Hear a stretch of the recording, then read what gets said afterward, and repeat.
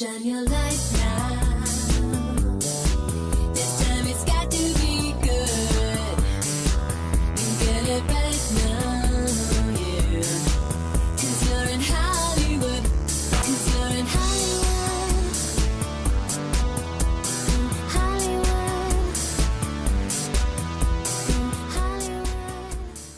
What's up, guys? On this episode of On the Set, I'm taking a look at Final Destination Bloodlines, the sixth film in the franchise.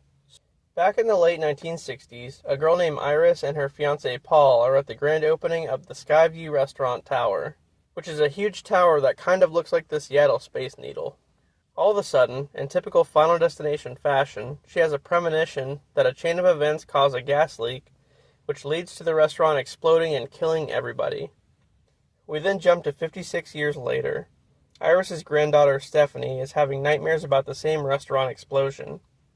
After that happening, she returns home to reconnect with her family, who she hasn't really spoken to in quite some time. There, she learns that her grandmother is still alive and has been living a reclusive life, so she goes to visit her to find out more about the nightmares. Iris tells Stefani about what happened that night of the explosion, and how her premonition allowed her to save everyone's life. However, she says that Stefani's nightmares are a warning of death coming to finish what it started all those years ago.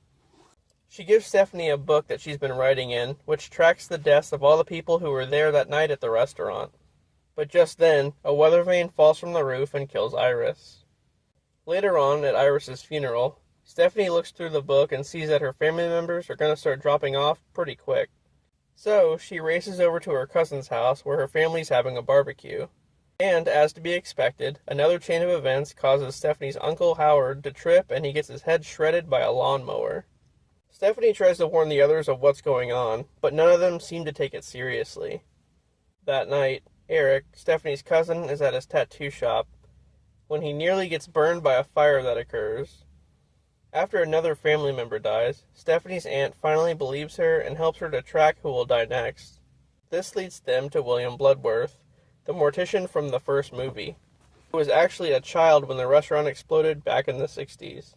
And he was saved by Iris. William tells them how to cheat death, either by dying and being brought back to life, or by killing someone and acquiring their remaining years. Wow, that second one sounds kind of fucked up. Anyway, he tells them that Kimberly, one of the girls from the past films, is the only person to successfully cheat death by dying and being brought back to life.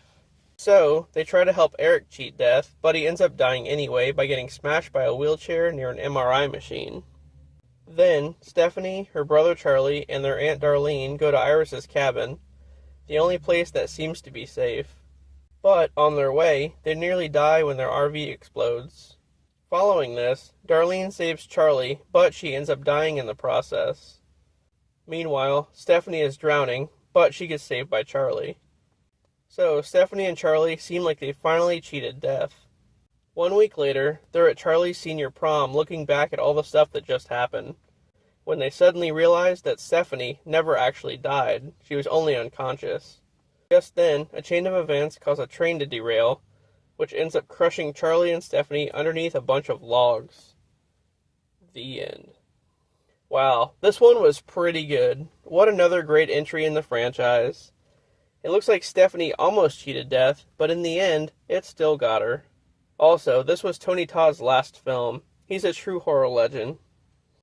Alright guys, well that was Final Destination Bloodlines. Thanks for watching, and I'll see you guys later.